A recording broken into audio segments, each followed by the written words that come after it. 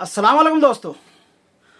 आज के वीडियो में हम बात करने वाले हैं काले जादू वर्सेस रूहानी इल्म, या फिर यूँ कहना चाहिए black magic versus power of Allah, या यूँ कह लो कि काले जादूगर वर्सेस रूहानी आमिल।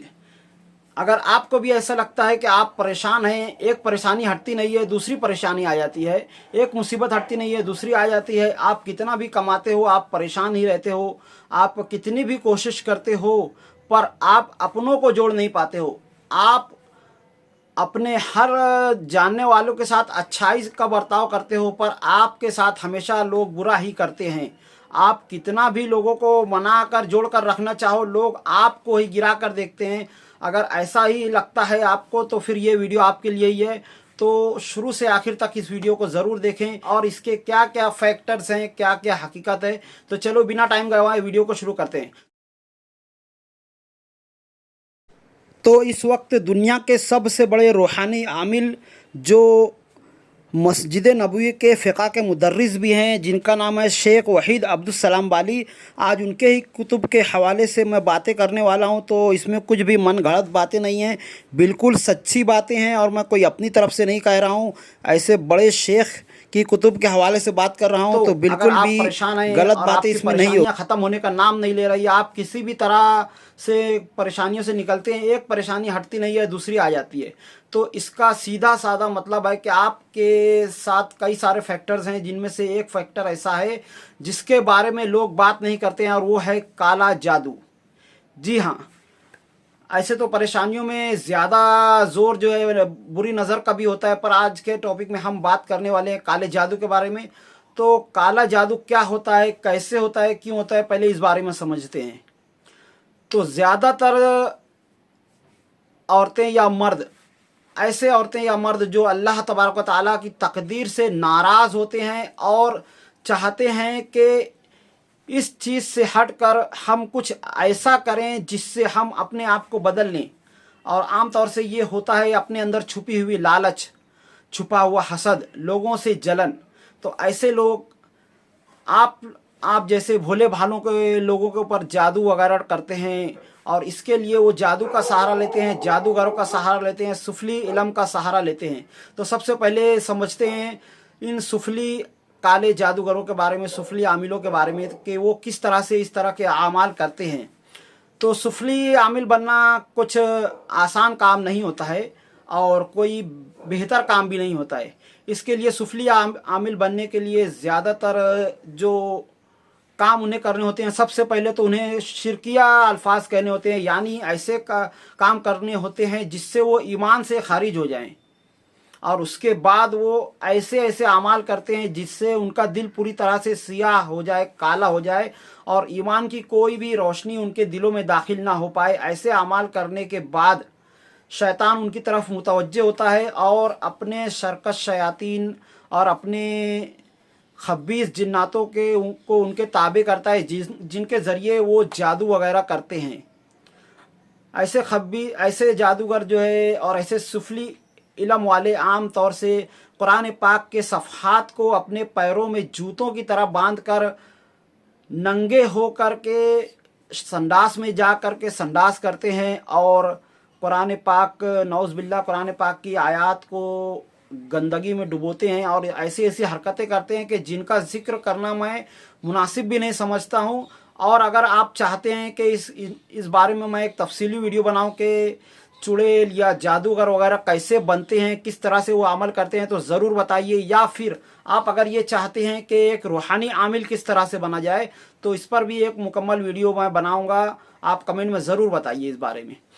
तो इस तरह के अमाल करने के बाद जब वो खब्बीस जिनों शयातीन को राज़ी करते हैं तो वो एक दो ऐसे शैतान उनके ताबे कर देते हैं जो उनका हुक्म मानते हैं और इस तरह के कुछ बातें कहते हैं जिससे भोले भाली आवाम और आम लोगों को लगता है कि इस बंदे के पास वाकई में कुछ इल्म है, हालांकि ऐसा कुछ होता नहीं है। इसकी मिसाल अगर कहना चाहें तो हमारे ही शहर मालेगांव के ताल्लुक़ से कहना चाहूँगा मैं। आज से करीब 15 साल पहले एक बहुत ही जाने माने अमीर शख्स का बेटा कई लाख रुपयों के साथ अपने घर से गायब हो गया। अब उसकी माँ जो है, आमतौर से औरतें जो है खाम कच्चे दिमाग की होती हैं, तो वो ये सुफली इलम और कजली वालों के पास उन्होंने दौड़ना शुरू किया। उसमें से एक बंदे ने उन्हें बेवकूफ़ इस तरह से बनाया कि उसने कहा कि तुम्हारा बच्चा फुला फुला दूर दराज के जंगल में ज़मीन के अंदर जिनों के साथ रह रहा है।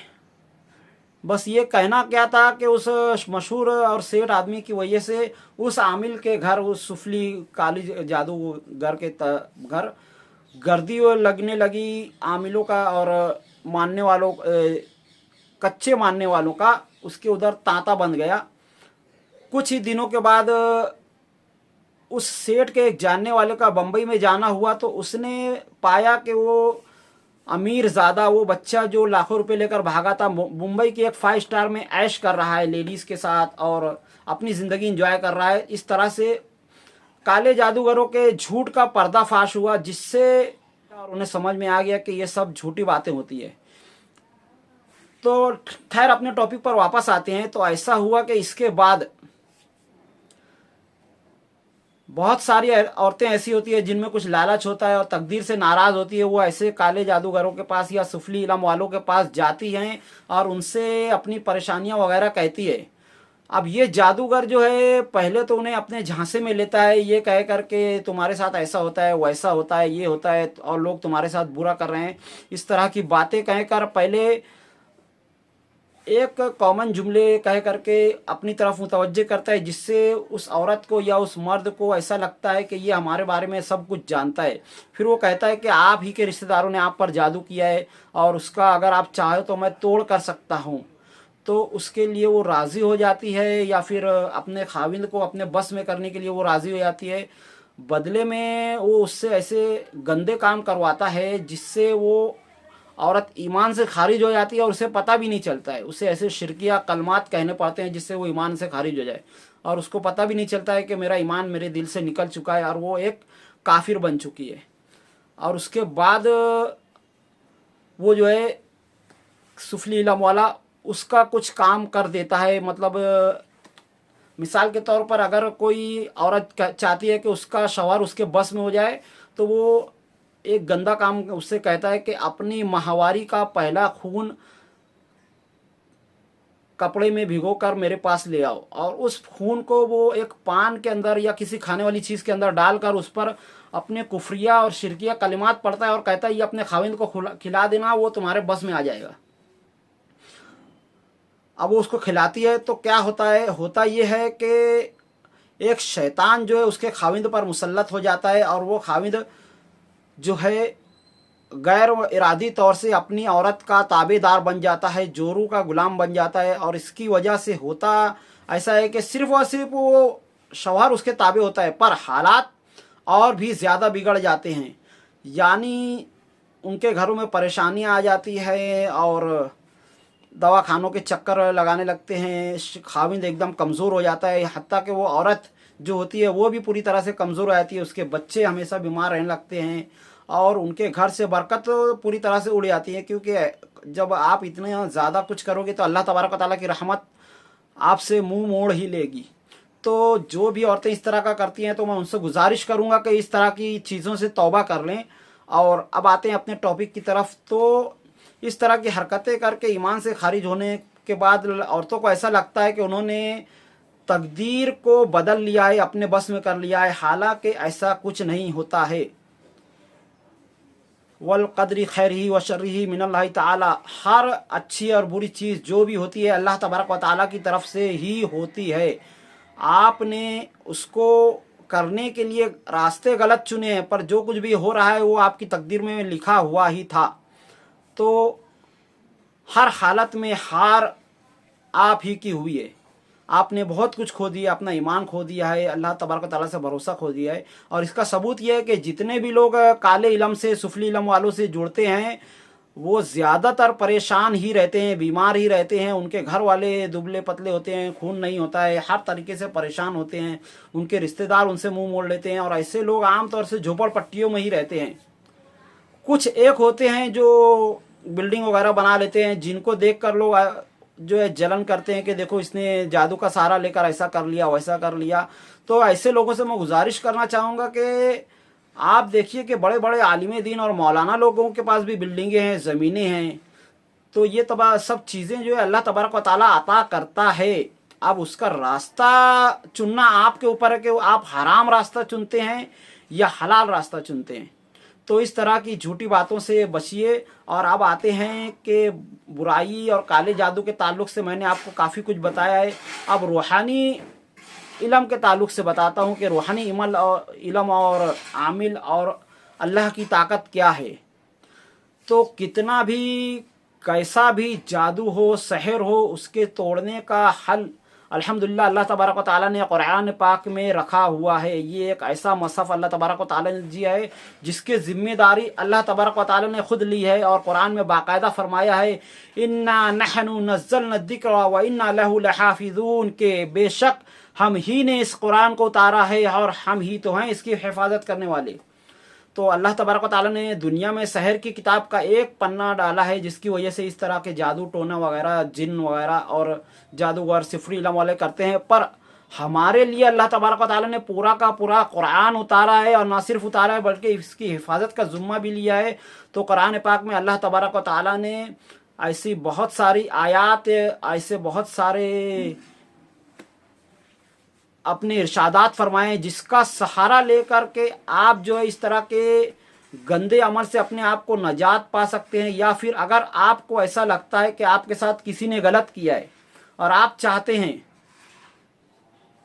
कि आप इससे निकलें, तो इसकी एक दुआ है, एक जामे दुआ है जिसको आप सुबह शाम 40 मरतबा पढ़ें बावजू होकर। कुरान की ये आयत है सूरे मोमिन की आयत नंबर 44। इसको आप सुबह से शाम 40 मरतबा पढ़ें। इंशाल्लाह 40 दिनों के अंदर अंदर आपके ऊपर कितना भी बड़ा जादू टोना जिन वगैरह जो भी लगा होगा निकल जाएगा।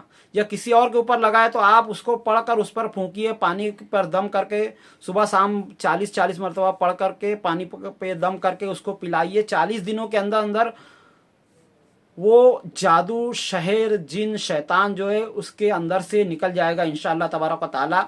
और उसके अलावा एक आयत रुकैया है जो काफ़ी बड़ी है। अगर आप चाहें तो मुझे बताइए ज़रूर कमेंट में, तो अगली वीडियो में मैं इस ताल्लुक़ से पूरी तफसील से भी बताऊंगा। तो फ़िलहाल आज जो है इस जादू के तोड़ के लिए जो आयत है मैं वो आयत आपको ज़िक्र गोश गुजार करना चाहता हूँ। तो वो आयत है व उफ़व्विदु अम्री इलल्लाह इन्नल्लाह बसीरुम बिल इबाद व उफ़व्विदु अम्री इलल्लाह, यानी मैंने अपने आप को अल्लाह तबारक व तआला की पनाह में दे दिया। इन्नल्लाह बसीरुम बिल इबाद, के बेशक अल्लाह तबारक व तआला अपने बंदों, हर एक बंदों की अच्छी तरह से खबरगिरी रखता है। तो अल्लाह तबारक व तआला आपकी शहरग से ज़्यादा करीब है। अगर इस कुरान की आयत को आप रोज़ाना सुबह शाम 40 मरतबा पढ़कर उसको पानी में फूंक कर, पानी में दम करके इस तरह की जादू वाले मरीज़ को पिलाएंगे तो 40 दिनों के अंदर ही अंदर कैसा भी जादू हो, कैसा भी जिन हो, इंशाअल्लाह उसके अंदर से निकल कर पूरी तरह से जड़ से ख़त्म हो जाएगा। तो आज की वीडियो में इतना ही। मिलते हैं अगली वीडियो में, तब तक के लिए खुदा हाफिज़। अस्सलामु अलैकुम वरहमतुल्लाहि वबरकातुहू।